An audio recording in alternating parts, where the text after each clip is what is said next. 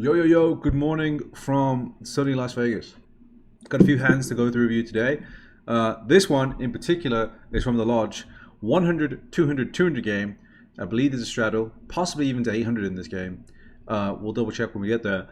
But this is literally the last hand. So some players are stuck. Some players are not playing anymore after this. Some players are going home. Some players are never coming back to the Lodge. I wish I'd never gone back. But let's take a look at the action. Let's see what's going on, and let's see what you think. Did I catch that this is the last hand here? Yes, this is the last hand of the stream. Yes, this is the last hand. So we got Mr. Taurus, who I had labeled as a player that likes to play for fun. I think he's a big crypto guy.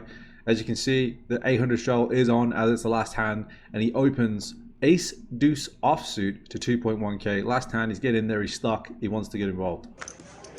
All right, And two cowboys for the cowboy, and we look down and we're pretty happy. We're last hand, we're like, oh god, we're definitely seeing a flop here. How big can we go? Now, it's 800 straddle on, so we don't even have 100 bigs here. We've got, I've got 56k, he's got 48k effective, so what's that, like 60 bigs? So sizing wise, not going to choose my super huge sizing if we were 100, 150 bigs deep, but I'm still going to go pretty big. If it's the last hand, he's probably going to call any two cards he opened. Doug is going to book a big loss as he folds, and Ginge Poker picks up kings. Always nice to pick that up. 8.2k, what do we think? More importantly, what does Taurus think of his ace deuce off now for 8.2k? What are we saying, buddy? Makes it 8,200 with a 3-bet with kings. Last hand of the night, what are you going to do?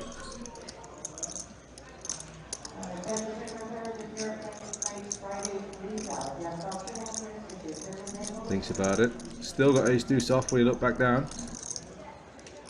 Just me and him with heads up. Kind of makes ace deuce a bit stronger if it's heads up. What do we think? What do we think? Oh, oh. Terrace. Cool. All right. Tempted by the See the last flop. hand. So we're going He's to gonna go. feel. Yep. I'm going to go ahead and guess, Rick, that Taurus does not make this pre-flop call if it's not the last hand of the... Oh, there's a fucking ace on the flop, boys. Alright, so we know this guy's calling super wide. I have the king of hearts, I have pot kings, and ace on the bloody flop. I don't want him to just bluff off crazy into me on the last hand. Also, c-betting is definitely fine, especially if we go small. You still call like 9x, 3x, under pairs. So I think we're going to go for a nice 1/4 pot c-bet here. I think that works out pretty well. Hits his ace. He's going to be glad he did. I do go 5.5, slightly over a quarter. What's a quarter here? Like 4 points, I think. So probably didn't work out. Didn't want to take too much time and think about the fact that I'm sizing down. So whatever. Somewhere between 25 and 30% seems good. Ginge does have the king of hearts after flush draw.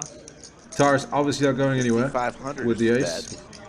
If you look, the two kings that he needs have both been played.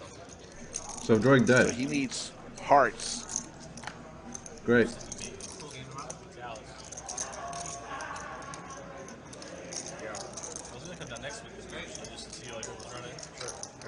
I'll take the pot, Taurus. Just fold. Let it go. Does find the call. Took himself long enough. Going to a turn here. 9 of spades turn. Obviously, we lose to the ace. We lose any 9 that called the flop. We was thinking about how long he took the call, to be honest. I'd expect his ace to call a little bit faster than he did. Maybe he was thinking about raising, so I am eliminating a little bit of ace X. Regardless, my hand just works really well as a check. If he checks my pocket eights in the turn, we'll just get to realize if he does start bluffing me, we're probably going to have to let this go, especially when we block some of the flush draws as well. So we do decide to check, and we're hoping to either not have to fold our hand, because we do want to win the hand. But if he does bet, we're probably going to fold. 9. That should slow things down a bit. Thinks about betting for a Goes second check, and just find check. check. Here I do comes the river. think his check with the deuce is fine. I also think that blocking here would be really good from him.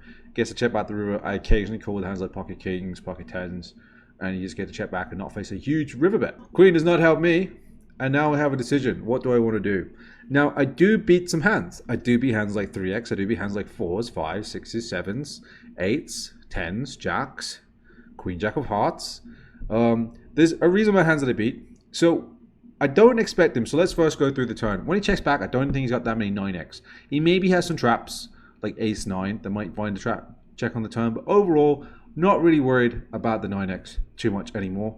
Also, don't want to check and face a huge bet, because if I check and he bombs the river with who knows what, you guys haven't seen the other hands this guy plays. I don't know what to do here if I check and he bets, because as I said, if he's got basically any hand pre-flop, not any hand, but any hand he's willing to open, which is obviously clearly very wide, and he wasn't folding any of it. I mean, we can see by the fact that he has ace deuce off here, he wasn't going to be folding much pre-flop. So I've just left this guy with a really, really wide range on this river, and I check and he bombs. It's not really going to go well for me. I'm just basically guessing. So I decided that leading very, very small here. We actually talked about the 10% pot lead on the turn with Doug. I actually give him a little bit of a nudge here. So let's see if you see it. Queen of clubs. Let's see what happens here. It will be interesting to see if Terrace decides to go for some value here. He can definitely put his opponent on pretty much the exact type of hand he has. Oh, but it looks like Ginge Poker is going to go for a block. So I give the nod to Doug and say, Doug, this one's for you, after we were talking about all the 10% pot bets. And I do bet 2.5k. Well, actually, I quite like this bet. He's going to have to look me over with a 3. He's going to look me with a queen. He's going to look me with one of the random pairs. It prevents me from being bluffed for a large sizing. So this small bet, I think it's a really nice spot to do this with. I think if I had a queen, it'd be less good. But having kings, the fact that he can have some queen X suited makes this quite a good bet, I think. Obviously, you prefer not to have the heart, but it should prevent me from being bluffed. Bet of his own. 2,500, about a tenth of the pot. 25.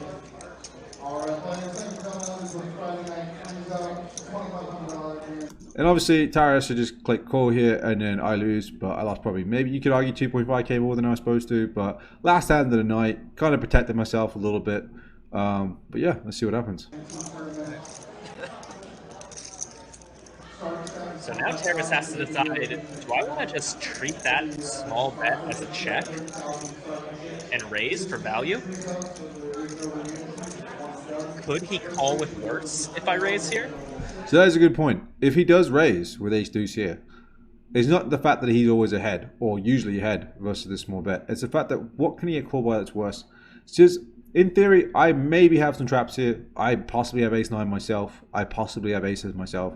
I possibly have ace king. I possibly have ace queen. There's plenty of hands here that I can potentially have that could be inducing a raise. Also, if he goes all in and I call ace king, it's a bit of a disaster for him. If I call ace queen 9x, like if I might struggle to call with a worse ace that we're actually chopping with. So there's maybe some argument to maybe jamming the ace or maybe folding off a chop, but overall, I don't really think we should be jamming ace deuce here. I think it's a little bit too big and a little bit too, what's the word, like too dangerous. I could just call with better hands, and that would be a disaster. But let's see what he does. Does find the jam. Has he figured out my exact hand? Is he jamming an ace? I am surprised to see the jam. Raise. Big raise. It's not quite a jam, it's a big raise. So now I'm getting laughed at because I did the 10% pot bet and I am now in a world of pain. But then I start breaking down the hand. Like, what is really going to raise here? Is he really going to have a 9 that check back the turn? Is he really going to jam the ace deuce? Is he really going to have queens here? Is he going to find the ace queen? All of these hands, I was like, no way he has a 9, he bets the turn. No way he has ace queen. He probably still bets the turn / maybe does something pre-flop, maybe sometimes. So what's he jamming for value here? What can he possibly have? So maybe I'm going to find the call here. Maybe I'm going to level myself. Who knows? It is last hand of the night. 30,000 is the bet. Yeah, I thought I heard all of this. Okay, it is an all-in from Terrace. 36.2. I feel like this might be a play from Terrace designed to get Ginge Poker to fold a chop. So the commentator just said there that maybe he's trying to make fold a chop, which, if that's what he's trying to do, is very, very strong poker. I really like it. And yeah, I would struggle here with ace 4 to ace jack, I said before. But I've eliminated him doing that wrongly from his range. So now I'm thinking, is this guy trying to jam to fold me off a chop? Or is he just going to show up here with 4-5 and bluff me? It is the last hand of the night. Honestly, if this wasn't the last hand of the night, I'd just let him bluff me and just move on. But last hand of the night, is he going to bluff more here? I think so. What do you think? If Ginge Poker has a hand like Ace Jack or Ace 10, and he played the hand this way, Terrace is now putting it all in, hoping to get Makes those the trumps call. But Ginge is actually going to call with worse. That is an absolutely mind-blowing final hand. $100,000 pot to end the night. If you stayed with us all night long, you were paid off with that hand. Well, at least my VPIP was second highest, I guess. So that was the last hand of the night. I got any other time, I'm never calling that. Last time dynamics definitely got to me. Definitely leveled myself a little bit. Great jam from him.